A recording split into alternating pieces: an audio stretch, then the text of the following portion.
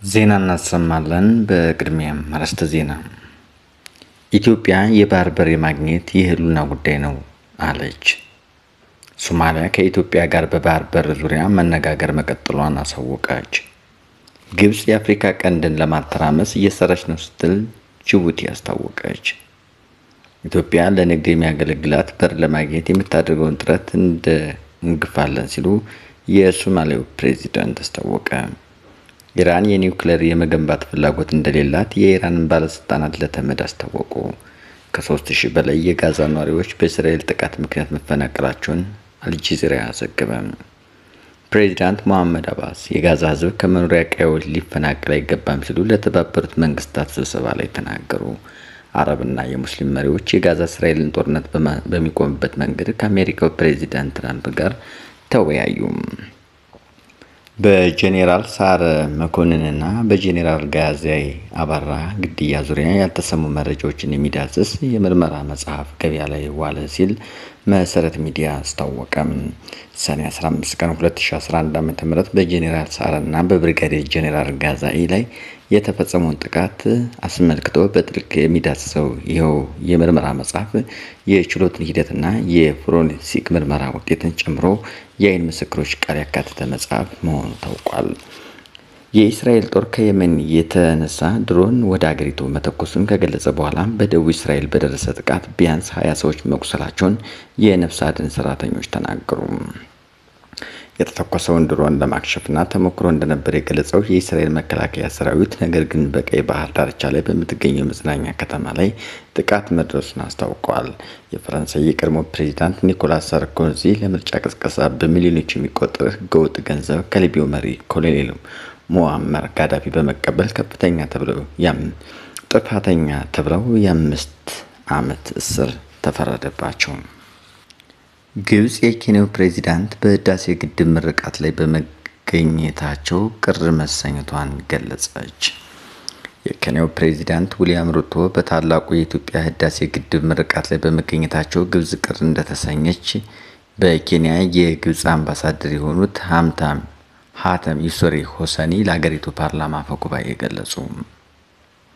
አምባሳደሩን ተቀብለው ያነጋገሩት የኬንያ ፓርላማ አፈ ጉባኤ ሞስስ ዋንሽግላ በበኩላቸው ግብጽ ከናይል ተፋሰስ ሀገራት ጋር የተያያዘ ያላትን ማንኛውም ስጋት በተመለከተ የኢትዮጵያ ላይ ብቻ ከማተኮር ከሁሉም ተፋሰስ ሀገራት ጋር እንድትመክር ጠይቀው። የኬንያ መገናኛ ብዙሃን ዘገባ እንደሚያመለክተው የኬንያ ፓርላማ አፈ ጉባኤ ዋንታጉላና የግብፁ አምባሳደር ሁሴን ረቡዕ መስከረም 14 2017 ዓ.ም በተገናኙበት ወቅት በዝርዝር ከተነሱ ጉዳዮች አንዱ በካይሮና በአዲስ አበባ መካከል ያለመግባባት ምንጭ የሆነውን የናይል ውሃ ጉዳይ ነበረ። የግብጽ አምባሳደር ኢትዮጵያ ከ2 ሳምንት በፊት ባስመረቀችው ግዙፉ የህዳሴ ግድብ ላይ ያላትን ቅሬታ አስረድተዋል። አምባሳደር ሁሴን የህዳሴ ግድብ ግንባታ ከዓለም አቀፍ ህግ የተቃረነና የተቋሙ የህግ ማዕቀፍ የማያከብር እንደሆነ መናገራቸውን የኬንያው ዘ ስታር ጋዜጣ ዘግቧል። አምባሳደሩ አክለውም የሀገራቸውን ያላትን መብት የሚያስጠብቅና የናይል ውሃና ፍትሃዊ ተጠቃሚነት የሚያረጋግጥ አሳሪ ስምምነት እንዲፈርም ከ10 ዓመት በላይ ለሚሆን ጊዜ ስትጥር እንደነበረ ገልጿል ተብሏል። የግብጽ ልዑክ ለምሳሌ በፕሬዝዳንት ዶናልድ ትራምፕ የመጀመሪያ የስልጣን ዘመን ከረጅም ድርድር በኋላ በዋሽንግተን ስምምነት ለመፈራረም ዝግጁ ነበር። በመጨረሻ ጊዜ ግን ኢትዮጵያ ልትገኝ አልቻለችም። በቀላሉ የግድቡን ግንባታ ለማጠናቀቅ ጊዜ እየገዙ ነበር ሲሉም ኢትዮጵያን ከሰዋል። ግብጽ ሁሌም የናይል ተፋሰስ ሀገራት የኤሌክትሪክ ኃይል በማመንጨት በውሃ ለመጠቀም ያላቸውን መብት እንደምታስከብር መናገራቸውን ተዘግቧል። ይሁን እንጂ ኬንያ በህዳሴ ግድብ ምርቃት ላይ በመሳተፏ ግብጽ ቅር መሰኘቷን አምባሳደር ሁሴን ገልጸዋል። የኬንያው ፕሬዝዳንት ዊሊያም ሩቶ በጳጉሜ 4 2017 ዓ.ም በተካሄደው የታላቁ የኢትዮጵያ ህዳሴ ግድብ ምርቃት ስነ ስርዓት ላይ ዋና እንግዳ ሆነው ተገኝተው ነበር። ከኬንያው ፕሬዝዳንት በተጨማሪ የሶማሊያ፣ ጅቡቲ፣ ደቡብ ሱዳን፣ ባርቤዶስ መሪዎች እንዲሁም የአፍሪካ ህብረት ኮሚሽን ሊቀመንበር መሐመድ አሊ ዩሱፍ ተገኝተዋል። ፕሬዝዳንት ሩቶ በስነ ስርዓቱ ላይ ባደረጉት ንግግር ታላቁ የኢትዮጵያ ህዳሴ ግድብ ሀገራዊ ፕሮጀክት ብቻ ሳይሆን ፓን አፍሪካዊ መግለጫ ነው ሲሉ አሞካሽተውት ነበር። ሀገራቸው ከግድቡ ከሚመነጨው ኤሌክትሪክ ኃይል የተወሰነ ለማግኘት የኃይል ሽያጭ ስምምነት ለመፈረም ዝግጁ መሆናቸውን ገልጸው ነበር።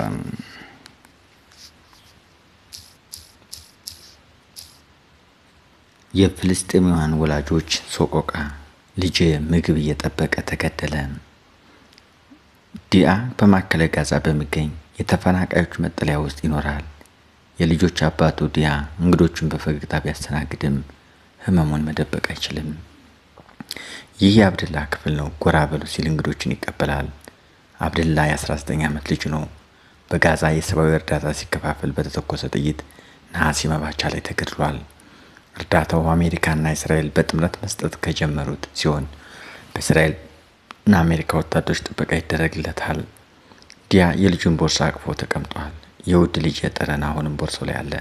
ፈጣሪ ነፍሱን ይቀበላት ይላል ዲያ በልጁ ልፈት ራሱን ተጠያቂ ያደርጋል። ከመገደሉ ከአንድ ቀን በፊት ወደ እርዳታ መስጫው ልጅ እንዳይሄድ ቢጠይቀውም ልጁ ግን አታስብ አባዬ፣ ከፈጣሪ ጋር ሁሉም ይሳካል ሲል መለሰለት። አስቀያሚ ስሜት ነው። ልጅን ወደ ሞት ሰደድኩት፣ ግን እርዳታው ያስፈልገን ነበር፣ እኔና እናቱ እንዲሁም ታናናሹ ለመመገብ ሲል ሄደ። እስራኤል ወደ ጋዛ እርዳታ እንዳይገባ በማገዷ ረሃብ እጅጉን በርትቷል። የተኩስ አቁም በተደረገበት ጊዜ ብቻ ነበር እርዳታ በአግባቡ መደረስ የቻለው። ሆኖም እስራኤል ሙሉ እቀባ ጥላ ጦርነቱ ዳግመኛ ተጀምሯል። በዓለም አቀፍ ደረጃ የድንገተኛ ጊዜ ምግብ እርዳታ የሚያደርገው ተቋም እንዳለው በጋዛ ከተማ ረሃብ ተስፋፍቷል። የእስራኤል ጠቅላይ ሚኒስትር ቤንያሚን ኔታንያሁ ረሃብ የለም ይላሉ። ለተፈጠረው እርዳታ እጥረት እስራኤልን ተጠያቂ አይደለችም ሲሉም ያስተባብላሉ። የተባበሩት መንግስታት ሐማስ እርዳታ እዚህ ዘርፍ ማስቆም አልቻለም ሲሉም ይከሳሉ። ተመድ ክሱን ያጣጥላል። እስራኤል ለክሷ ማስረጃ እንደሌላትም ያስረግጣል። ረሃብ በጠናባት ጋዛ እንደ አብደላ ያሉ ወጣቶች ራሳቸውን ለሞት አጋልጠው ወደ ሰብአዊ እርዳታ ማዕከል ያቀናሉ። እስራኤል በጋዛ የምታደርሰው ጥቃት የፍልስጤማውያን ሕይወት እንዳልነበር አድርጓል። ቢያንስ 65,000 ፍልስጤማውያን መገደላቸው ተዘግቧል። አብደላ ብሩህ ወጣት ነበር። በክፍል ውስጥ በለጠፋቸው ማስታወቂያዎች በፈተናው ከ95 በላይ ነጥብ ማግኘት እንዳለበት ራሱን ያስታውሳል። ሁሌም ሽክ ያለ አለባበስ ይመርጣል። ከፊቱ ፈገግታ አይጠፋም። እየፈራረሰች ባለችው ጋዛ ውስጥም ቢሆን ቀጣይ ህይወቱ እንዲሰምር ይወጥን ነበረ።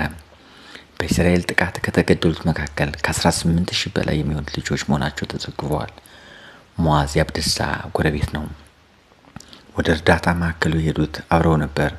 ረዥም ስፍ ስለሚኖር ብዙዎች ማልደው በቦታው ይገኛሉ። አብደላ ለመጸዳዳት ዘወር ሲል ሙዓዝ በሰልፉ ላይ ነበር። ሙዓዝ ሰልፍ ሲሰማ እየሮጠ ወደ ጓደኛው አቀና። አብደላ በህይወት የቆየው ለ10 ደቂቃ ብቻ ነበር። ዲያ የጋዛ ነዋሪዎች ሰላማዊ ነን፣ አብደላና እንደሌሎች ወጣቶች ነበር፣ ህልሙን ሳይኖር ተቀጠፈ፣ ነፍሱን ይማረው ይላል። የእስራኤል መከላከያ ንጹሃን ላይ ሆን ብሎ እንደማይተኩስ ያስተባብላል።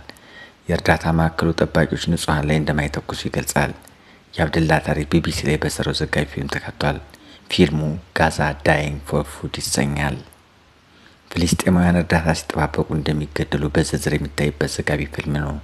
ፊልሙን መስራት ቀላል አልነበረም። እስራኤል ቢቢሲን ጨምሮ መገናኛ ብዙሃን ወደ ጋዛ ገብተው በነጻነት እንዲዘግቡ አትፈቅድም። በጋዛ ያሉ ጋዜጠኞች ህይወታቸውን ለሞት አሳልፈው ሰጥተው ነው የሚሰሩት። ተመድ እንደሚለው በእስራኤል ጥቃት ቢያንስ 248 ጋዜጠኞች ተገድለዋል። በእስራኤልና አሜሪካ ጥምረት በሚተዳደረው የሰብአዊ እርዳታ ማከፋፈያ ፍልስጤማውያን ወታደሮች እንደሚተኩሱ የዓይን እማኞች በማነጋገር ቢቢሲ መረዳት ችሏል። እስራኤል ለተወሰነ ጊዜ ጋዜጠኞች ወደ ጋዛ እንዲገቡ ስትፈቅድ በወታደሮች ጥብቅ ቁጥጥር እየተደረገባቸው ነው። የቢቢሲ ዘጋቢም አንዴ ጋዛ ገብቶ እንደነበር ይነገራል።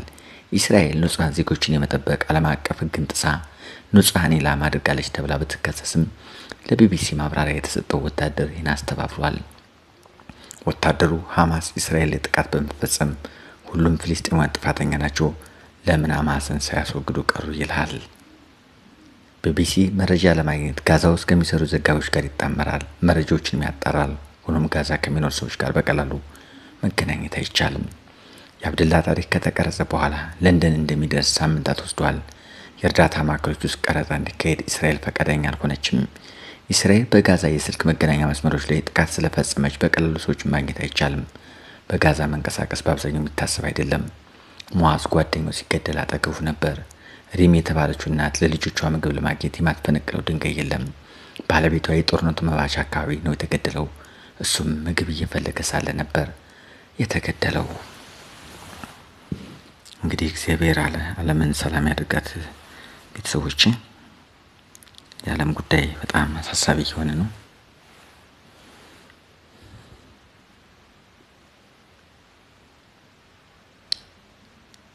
ትራምፕ በተባበሩት መንግስታት ጉባኤ ላይ ደባ ተፈጽሞብኛል በማለት ምርመራ እንዲጀመር ጠየቁ።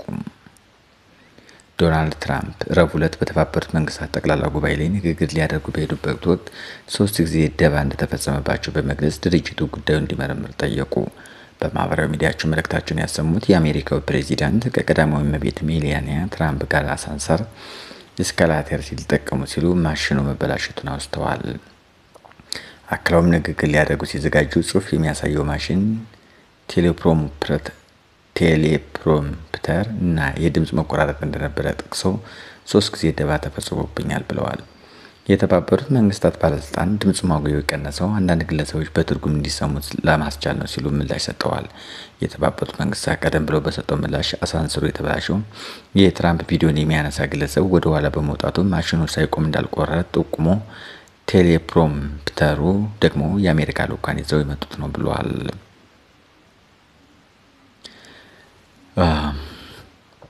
ትራምፕ በትሩዝ ሶሻል ገጻቸው ሁኔታዎች የተቹ ሲሆን ለተባበሩት መንግስታት ዋና ጸሐፊ አንቶኒዮ ጉቴሬስ ምርመራ እንዲካሄድ የሚጠይቅ ደብዳቤ እንደሚልኩም አስታውቀዋል።